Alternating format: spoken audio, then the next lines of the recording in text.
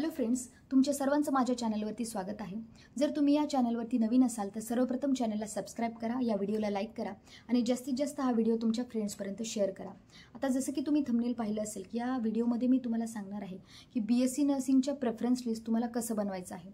आता महाराष्ट्रातील खूप साऱ्या स्टुडंट्सचा मला व्हॉट्सॲपद्वारे आणि इंस्टाग्रामद्वारे मेसेज आला की दीदी आम्हाला आमच्या मार्क्स अकॉर्डिंग प्रेफरन्स लिस्ट बनवून द्या। तर खूप साऱ्या स्टुडंटला मी प्रेफरन्स लिस्ट बनवून दिलेली आहे। तरी पण खूप सारे विद्यार्थी असे आहेत ज्यांनी प्रेफरन्स लिस्ट अजून देखील बनवलेली नसेल। तर जे काही पेंडिंग स्टुडंट राहिलेले आहेत त्यांच्यासाठी आज हा व्हिडिओ स्पेशली मी बनवलेला आहे की कुठले पॉईंट्स तुम्ही लक्षात ठेवायचे BSc नर्सिंगची प्रेफरन्स लिस्ट बनवताना। तर सर्वात प्रथम लोकेशन। आता खूप सारे स्टुडंट असतील, स्पेशली मुलींबाबत असं होतं की मुलींना त्यांच्या डिस्ट्रिक्टमधलं किंवा त्यांच्या सिटीमधलंच BSc नर्सिंगचं कॉलेज हवं असतं।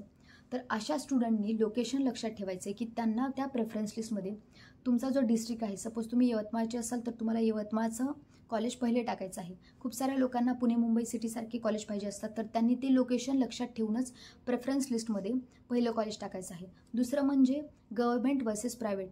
तुम्हाला हे पाहायचं आहे की ते कॉलेज गव्हर्नमेंट आहे की प्रायव्हेट आहे। आता सपोज एखाद्या विद्यार्थ्याला 60% आहेत किंवा 65% आहेत। मला एक मेसेज देखील असा आला होता की दीदी मला 65 किंवा 70% आहेत, समथिंग काहीतरी असे तिला मार्क्स होते आणि तिने मला विचारलं की एवढे मार्क्स आहेत तर मी गव्हर्नमेंट कॉलेज का टाकू, कारण मला माहिती आहे की मला हे गव्हर्नमेंट कॉलेज मिळणार नाही। पण तरी पण असं नाही आहे, तुम्हाला सर्वात पहिले प्रेफरन्स लिस्टमध्ये टॉप गव्हर्नमेंट कॉलेज तेच फिल करायचे आहेत। कुणी देखील तुम्हाला असं सजेस्ट करेल की तुम्हाला या लिस्टमध्ये टॉप गव्हर्नमेंट कॉलेज देखील फिल करायचे आहेत। म्हणजे जरी चान्सेस लेस असले तरी देखील तुम्ही त्या लिस्टमध्ये गव्हर्नमेंट कॉलेज फिल करणार आहेत। तिसरी गोष्ट म्हणजे तुम्हाला पाहिजे आहे फीज आणि अफोर्डेबिलिटी। जर तुमच्या बजेटच्या बाहेर जर ते कॉलेज असेल तर तुम्ही ते कॉलेज तुम्हाला जर नसेल टाकायचं तर तुम्ही दुसरं BSc नर्सिंगचं कॉलेज देखील टाकू शकता। तुम्हाला त्या कॉलेजची फीस पाहिजे आहे, अफोर्डेबिलिटी तुमच्या बजेटमध्ये आहे की नाही, फायनान्शियली इनकॅपेबल किंवा कॅपेबल आहात की नाही, तुम्हाला ह्या सगळ्या गोष्टींचा विचार करून ते BSc नर्सिंगचं कॉलेज फिल करायचं आहे। त्याच्यानंतर तुम्हाला कट ऑफ व्हायचं आहे। आता नर्सिंगमध्ये तुम्हाला आहेत 50 मार्क्स आणि तुम्ही विचार करताय तुम्हाला गव्हर्नमेंट कॉलेज मिळणार, तर असं अजिबात होणार नाही। त्यामुळे तुम्ही तुमच्या मार्क्स अकॉर्डिंग आणि जे कॉलेज तुम्ही सिलेक्ट केलेलं आहे त्याचे कट ऑफ तुम्हाला मागील वर्षीचं पाहायचं आहे आणि त्याच्यानुसार प्रेफरन्स लिस्टमध्ये ते कॉलेज तुम्हाला ॲड करायचं आहे। दुसरी गोष्ट म्हणजे पाहिजे तुम्हाला INC रजिस्ट्रेशन। आता जे काही कॉलेज आहे त्याचं INC आहे की नाही, म्हणजे इंडियन नर्सिंग काउन्सिलिंगशी ते निगडीत आहे की नाही, किंवा महाराष्ट्र नर्सिंग काउन्सिलिंग जे काही आहे याच्यामध्ये त्या कॉलेजचं रजिस्ट्रेशन आहे की नाही।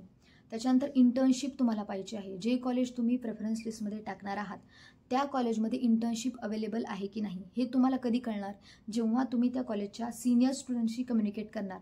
तर सिनियरला थोडंसं विचारा, जर तुम्हाला त्या कॉलेजमधील आजूबाजूला तुमच्या जर सिनियर्स वगैरे तुम्हाला माहिती असतील तर त्यांना विचारा की कॉलेज कसं आहे, टीचर्स कशा आहेत, शिकवणं वगैरे तेथील टीचिंग स्टाफ कसा आहे, सगळ्या बाबतीत तुम्हाला विचारायचं आहे। कारण एकदा का तुम्ही त्या BSc नर्सिंगला कॉलेजला ॲडमिशन घेतलं की परत तुम्हाला मग नंतर समोर रिग्रेट व्हायला नको। त्याच्यानंतर तुम्हाला हॉस्पिटल कुठलं अटॅच आहे त्या कॉलेजशी ते पाहायचं आहे। म्हणजे बऱ्याच वेळा रूरल भागामध्ये, ग्रामीण भागात असं पाहतो आपण की कॉलेज तर ओपन करून ठेवतात BSc नर्सिंगचं, पण हॉस्पिटल क्लिनिकल जो एक्सपिरियन्स आहे स्टुडंटला तो काहीच नसतो। तर कुठलं हॉस्पिटल त्या BSc नर्सिंगच्या कॉलेजशी अटॅच आहे ते तुम्हाला पाहायचं आहे। त्याच्यानंतर मग कॉलेज जे तुम्ही सिलेक्ट करणार त्या कॉलेजचं नाव काय आहे, ते टाईप कुठलं आहे, म्हणजे गव्हर्नमेंट आहे की प्रायव्हेट आहे ते तुम्हाला पाहिजे आहे। कॉलेजचा कोड तुम्हाला लिहून घ्यायचा आहे एका वही पेपरमध्ये की हा कोड आहे। म्हणजे प्रेफरन्स लिस्ट जेव्हा तुम्ही फिल करायला जाणार तिथे तुम्हाला कोडच टाकायचे असतात। सपोज 5 अंकी 6 अंकी जो काही कोड असेल त्या कोडच्या समोर त्या कॉलेजचं नाव येणार। त्याच्यानंतर मग तुम्हाला जर अजून त्या BSc नर्सिंगच्या कॉलेजची माहिती पाहिजे असेल तर तुम्ही यूट्यूबवरती देखील पाहू शकता की कॉलेज नेमकं कसं आहे, हॉस्टेल कसं आहे, म्हणजे सेफ्टी आहे की नाही त्या कॉलेजमध्ये, मेसच्या फॅसिलिटीज आहे की नाही।